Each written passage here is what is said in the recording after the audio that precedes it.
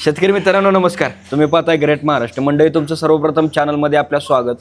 मित्रांनो, मी म्हैस पालन व्यवसायाविषयी तुम्हाला माहितीचे व्हिडिओ, यशोगाथा, सक्सेस स्टोरीज घेऊन येत असतो, जेणेकरून म्हैस पालन व्यवसायाविषयी तुम्हाला माहिती अधिक भेटेल. तर आता मी अशा गोट्यावर आहे जिथं दूध म्हशीचं इथल्याच गोट्यात काढून सिटीमध्ये जाऊन विकलं जातं. ते स्वतःच्या गोट्यातलं दूध स्वतःच विकतात, मार्केटिंग करून विकतात, म्हणजे ते रतीबाने विकतात. तर आपण त्यांची डेअरी पण तिथं आहे. तर आता आपण आहे यवतमाळ जिल्ह्यात. तर आपण जाणून घेऊया की यांनी कसा व्यवसाय सुरू केला आहे आणि त्यांनी कसं या व्यवसायात यशस्वी झालेत. तर हा व्हिडिओ तुम्ही पूर्णपणे बघा. नमस्कार सर. नमस्कार. याचं नाव आणि पत्ता सांगा. माझं नाव सुनील नारायण कोळपे आहे. मुक्काम पोस्ट महागाव, तालुका महागाव, जिल्हा यवतमाळ. बरं, आता किती आहेत गोट्यात म्हशी? माझ्या गोट्यात 30 म्हशी आहेत. सगळ्या टोटल 30 म्हशी. 30 म्हशी. कधीपासून हा व्यवसाय केलाय? आता मला पूर्ण 4 वर्ष व्हायला. 4 वर्ष. ह्या व्यवसायाकडे कसं काय वळाला? माझ्या शेतीला शेणखत कमी भेटण्या कारणानं मी ते या व्यवसायाकडे वळालो. आता ह्या व्यवसायाकडे तुम्ही जो वळाला की शेतीला शेण वगैरे तुम्ही म्हणताय, तर किती एकर शेती आहे तुम्हाला? माझ्याकडे 24 एकर शेती आहे. 24 एकर. त्यामध्ये काय असतं? त्यामध्ये ऊस आहे, हरभरा आहे, सोयाबीन, म्हणजे हंगामी पीक जे राहतात ते सर्वच घेतो मी थोडं थोडं. बरं. कापूस. मग आता ह्या पहिलं काय व्यवसायामध्ये म्हणजे म्हशी वगैरे होत्या का? नवीनच सगळं केलं? नाही, म्हशी नव्हत्या माझ्याकडे. काहीच नव्हतं. मला सगळं नवीन आहे. सर्व नवीन आहे. शेड बांधण्यासाठी किती खर्च आला मग? शेड बांधणीसाठी एकंदर 3.5 ते 4 लाख रुपये खर्च आला. 4 लाख. किती बाय कितीचं शेड आहे हा? 65 बाय 70चा शेड आहे. आणि त्यासाठी सगळं तुम्ही जे मटेरियल वापरलेलं आहे ते नवीनच वापरलं का जुनं? नाही, जुनं वापरलं मी. असं कुणाचं विक्रीला निघालेलं असलं ते खरेदी करायचं, जमा करून ते थोडं थोडं केलेलं आहे. आता हा जो गोटा सगळा केला, किती कॅपॅसिटी आहे त्याच्यात? म्हणजे किती ॲनिमल बसतील सगळे टोटल? या गोट्यामध्ये 40 ॲनिमल बसतील असं आहे. 40. हा. बरं. आता तुम्ही मुरा म्हशी का बरं केल्या? कारण गाय पालन पण तुम्ही करू शकता शेणासाठी, एचएफ वगैरे. हे दुधासाठी चांगले आहेत. पुन्हा त्यांची लॉंग टर्म दूध पण देतात. 6 ते 7 महिने दूध चालते कंटिन्यू सारखं त्यांचं. बरं. पुन्हा दूध कॅपॅसिटी देण्याची आपल्या लोकलच्या म्हशीपेक्षा जास्त आहे. 6.5 ते 7 लिटर एका टाइमला दूध देतात. बरं. आता ह्या व्यवसायामध्ये सगळं तुम्ही नियोजन केलेलं आहे, ते कसं केलं? कर्ज काढलं त्याला का स्वतः भांडवल गुंतवलं? त्या भांडवल जे गुंतवणुकीचं आहे तो कसं तुम्ही त्याचा हे केलं? नाही, मी स्वतःच केलं. सध्या तरी आता काही कर्ज नाही काढलेलं आहे. म्हणजे त्यावेळेस स्टार्टला कुणी म्हणजे डेअरी फार्मसाठी कोणतीच बँक द्यायला तयार नाही राहत. बरं. आता याच्या पुढे जसं लोकांना माहीत व्हायला किंवा हे कृषी अधिकारी येऊन चर्चा व्हायला, तेव्हापासून थोडं पुढे भेटली तर घेऊ आपण काही स्कीम मिळाली. आता ह्या भागात तुमचाच गोटा मोठा आहे की अजून आहेत असतं? म्हणजे इकडल्या भागात आहेत का तुमच्या? महागाव तालुक्यात माझाच एक आहे सध्या. आता मुरा म्हशी ज्या तुम्ही आणलेल्या आहेत, कुठून आणल्या? हरियाणामधून आणल्या. आता हे व्यापारी आहेत, मग ह्यांची तुमची कशी ओळख झाली? मी यांना असं सर्च करताना यूट्यूब चॅनलवर बघितलं. महावीर नावाने तुमचं जे द ग्रेट महाराष्ट्र चॅनल आहे त्याच्यावर तुमची एक मुलाखत पाहिली होती महाराष्ट्रामधली. त्याच्यावरून मी ते नंबर वगैरे घेऊन मी यांना कॉल करून डायरेक्ट गेलो मी तिथं. किती म्हशी आणल्या त्यांच्याकडून? त्यांच्यापासून एक गाडीचा लॉट आणला, पूर्ण 13 म्हशीचा. एक गाडी.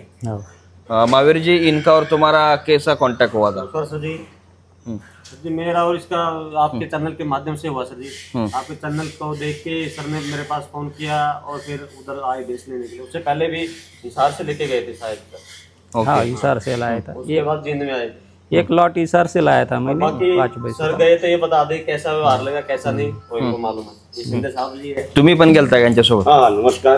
मी नरेंद्र शिंदे, भारतीय जनता पार्टीचा कार्यकर्ता आहे आणि भाऊचे माझे संबंध जवळपास 10 वर्षांपासून, मागे 10 वर्षांचा संबंध आहे. बरं. पिंटू भाऊनी इथं शेती आजच्या 5-6 वर्षापूर्वी शेती घेतली आणि चला एक धंद्याला जोडधंदा म्हणून शेतीला एक म्हशीचा एक त्यांनी फार्म उभा केला. त्यांनी सुरुवातीला 5 म्हशी आणल्या होत्या. त्या 5 म्हशी त्यांनी करून बघितलं. 5च्या 10 केल्या. मग त्यांना हरियाणाचा पत्ता मिळाला, महावीरचा पत्ता मिळाला. मग आम्ही हरियाणा गेलो, भाऊ सोबत गेलो होतो. हरियाणावरून आम्ही जवळपास 13 म्हशीचा एक लॉट आणला होता. आणि हरियाणा गेल्यावर आम्हाला महावीरजींनी एकदम उत्तम प्रकारच्या म्हशी दाखवल्या आणि त्यांची क्वालिटी कशी राहते, काय राहते, दूध किती देतात, काय देतात, ते पूर्ण आम्हाला महावीरजींनी पूर्ण समजावून सांगितलं. तुम्ही पण यांच्यासोबत गेला? मी पण त्यांच्यासोबत गेलो होतो. तुमचा कसा होता अनुभव खरेदीचा? नाही, खूप अगदी महावीरजींनी म्हशी दाखवल्या आम्हाला, खूप चांगल्या म्हशी दाखवल्या, चांगल्या प्रतीच्या आहेत. तिथं गेल्यावर पण लोकांनी बरेच लोक फसले आहेत, पण महावीरजीचं काम चांगलं आहे. चांगल्या म्हशी दिल्या त्यांनी. आणि आज बघताच आपण म्हशीचे कंडिशन काय आहे ते. आणि भाऊचं जर बघितलं तर भाऊ खूप चिकाटी मेहनती आहेत. सकाळी 7 वाजता इथं हजर राहतात, संध्याकाळी पुन्हा इथं दूध देण्यासाठी येतात. यांचं जे फार्म आहे विक्री ते इथून 13 किलोमीटर महागावला आहे. आणि यांची आता शेती आहे फुलसावंगी म्हणून आहे माहूरच्या एकदम. माहूरचे आपलं रेणुका देवीचं हे आहे, दत्तात्रेय रेणुका देवी यांच्या खाली फुलसावंगी म्हणून आहे. इथं यांचं शेती आहे. यांचं 13 किलोमीटर रोजचं अपडाऊन करून हे दूध वगैरे नेणं आणणंही करतात. आता तुम्ही तिकडे गेल्यानंतर यांचा व्यवहार कसा वाटला तिथे? खूप अगदी उत्तम व्यवहार होता यांचा. यांच्याबद्दल मी महाराष्ट्राच्या जनतेला सांगू शकतो की बा महावीरजींचं बिंदास भरोशावर जा. त्यांचं कुठल्याही फसवेगिरीचं किंवा असं कोणतं लुटायचं कोणतंही काम नाही. महावीरजींचं हरियाणामध्ये जिनला त्यांचं सर्व आहे, तिथं एकदम उत्तम काम आहे त्यांचं. ओके. आता जो पहिला लॉट आणला तुम्ही, ते सिलेक्शन कसं केलं होतं म्हशीचं? पहिला लॉट आणला त्यावेळेस ते दुसऱ्या एजंट मार्फत घेतला होता मी. तिथं काही नाराजा झाल्यामुळं नंतर मी यांना सिलेक्ट केलं. तर त्यावेळेस थोडं फसलं होतं. तिथून आणलेल्या पैशी समजा मस्टायटिस झालं. नंतर मी कॉल केले तर त्यांनी मला रिस्पॉन्स नाही दिला, काही गाईडलाईन नाही केली. त्याच्यामुळे तिथं नाराजी झाल्यानंतर यांना मी कॉल केला तर यांनी यायला ते पूर्ण हकीकत शेअर केली. मी त्यानुसार पुढे बा मी घेईल असं बी सांगितलं. त्यांनी म्हणले तुम्ही घ्या, नका घेऊ, एक टूर म्हणून या, माझ्याकडे राहा, थांबा, योग्य वाटलं तर माल घेऊन जा. पण त्यांचा स्वभाव बी पटला. आणि त्यांनी आणल्यानंतर तिथून 2 त्याचे लोक दिलेत मला, भैया लोक. त्याने 15 दिवस इथं राहिले, म्हशी सेट करून दिल्या. पुन्हा अशी कोणती तक्रार नाही आली जशी मस्टायटिसची वगैरे. तर तरी येताना थोडंफार इन्फेक्शन वगैरे झालं होतं खुरीचं हे ते, पण ते बी त्यांनी कव्हर करून दिलेलं. तिथे गेल्यानंतर म्हशी कशा सिलेक्ट केल्या? मग नेमकं काय काय बघितलं म्हशीमध्ये? इथं दूध देतील असं, त्यासाठी दूध देतील असे खालचा आपण आडर पाहिली, म्हशीची ते व्हेन लाईन म्हणतात ती व्हेन लाईन पाहिली. पुन्हा धार तर यांनीच काढून बघितल्या. त्यांनी ते धार पाहिल्या आणि त्यांनी सिलेक्ट केल्या. ज्यावेळेस त्याला वाटलं की बा नाही ही म्हशी फॉल्टी आहे, आम्ही जरी म्हणजे पसंत केली तर त्यांनी आम्हाला सांगितलं नाही हे इथं अशी अशी चूक आहे, तुमच्या ती लक्षात नाही येणारी आहे. तर ती आम्हाला निदर्शनात आणून दिली त्यांनी. सिलेक्शन त्यांनी केलं. त्यांचं सिलेक्शन सक्सेसफुल आहे का? हो, सक्सेसफुल आहे. आपल्या गोट्यामध्ये आता सध्या जो चारा आहे तो विकतचा आहे का पूर्ण शेतीमधला? पूर्ण शेतीमधला आहे. माझं 3.5 एकर नॅपियर आहे. तरी काही समजा कडोळ टाकतो मी, मका टाकतो 1-1.5 एकरचा, म्हणजे 5 एकर या 30 म्हशीसाठीच ठेवलेला आहे. हे किती कामगारावर चालतो गोटा? हा 4 कामगारावर चालतो. त्यांना किती लेबर कॉस्ट जाते सगळी? लेबर कॉस्ट पूर्ण टोटल 55,000 ते 60,000 रुपये जाते त्यांना.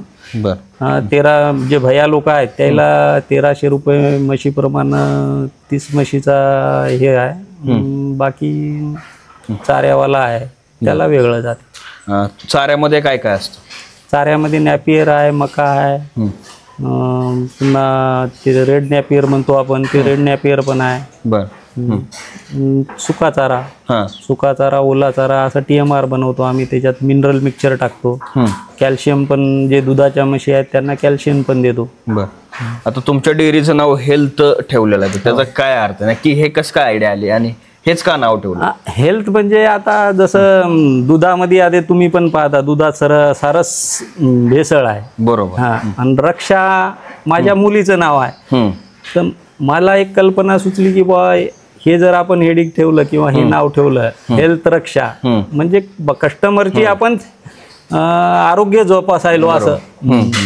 त्या प्रतीचं तुम्ही दूध देताय का? त्या प्रतीत देतो मी. एवढं ठाम सांगतो कस्टमरला काही मिलावट आढळल्यास 1 लाख रुपये इनाम घेऊन जावं. इथं माझ्या इथं प्रूव्ह करून दाखवायचे काही मिलावट आढळली तर 1 लाख रुपये इनाम घेऊन जायचं. ते एवढ्या क्वालिटीचं तुम्ही दूध प्रोव्हाइड करता. त्याला काय दर भेटतो? 70 रुपये दराने विकतो की सध्या. 70 रुपये. चांगला दर भेटतो तुम्हाला. मग ह्यामध्ये पॅकिंग करून देता की डायरेक्टली? नाही, पॅकिंग नाही करून देत. माझ्याकडे ATM मशीन आहे. ATM मशीन मधून ज्यानं भांडं आणलं भांड्यात, नाही तर मग पिशवीमध्ये टाकून देतो आम्ही. बरं. आता ह्या सगळ्या म्हशी तुम्ही सिलेक्शन ह्यांच्याकडून करून आणल्या इथं, तिथं ज्यावेळेस तुम्ही दार काढायला सकाळी वगैरे बघत होता, इथं आल्यावर तेवढं दूध देतात का? हो, दिले ना, तेवढं दूध दिले. आता एक म्हैस तर माझी 15 लिटर क्रॉस आहे. 15 लिटरला जास्त देते. 12+ तर सर्व आहेतच, काही विषयच नाही. बरं. खुराकामध्ये काय देता मग? खुराकामध्ये ढेप देतो मी. आता आमच्या इकडे काही दुसरं भेटत नाही, मका चुनी देतो. तेवढ्यावर भागतं का त्याचं? हो, चालते. ओके. ह्या म्हशी जास्त काळ दूध देतात असं तुम्हाला अनुभव आहे का? हो, आहे ना, अनुभव आहे ना. म्हणजे तसं वाटतंय का की ह्या म्हशी, कारण बरेच शेतकरी सांगतात की ह्या म्हशा जास्त काळ दूध देतात म्हणून पाळतो? हो, तसा अनुभव आहे ना. 7-7, 8-7 महिने म्हणजे काय आहे, काही म्हशीला तर आम्हाला बंद करावं लागलं दूध, की बा तिला रेस्ट भेटावं या कारणाने. आखरीचे 3 महिने 2.5 महिने. बरं. ब्रीडिंगसाठी काय तुम्ही नियोजन केलेलं आहे का? ब्रीडिंगसाठी आम्ही तिकडूनच हरियाणामधून एक रेडा आणलेला आहे. त्यांनीच हे भैया लोक मार्किंग करतात संध्याकाळी, त्याला पाजावर आहे म्हणून वाटली ते रेडा लावतात ते. बरं. आता ह्या तुम्ही लोखंड वगैरे लावलेलं आहे मशीननं, त्याचं काय कारण आहे? म्हणजे बऱ्याच गोट्यात आम्ही गेल्यावर असं नसतं, तुमच्या गोट्यात जरा वेगळं वाटलं. मी मिल्किंग मशीन आणलेली आहे. बिलावल कंपनीचं मिल्किंग मशीन पण आहे माझ्याकडे. बरं. हे आता भैया लोक कधी हे करतात त्यावेळेस मी तिचा उपयोग करतो.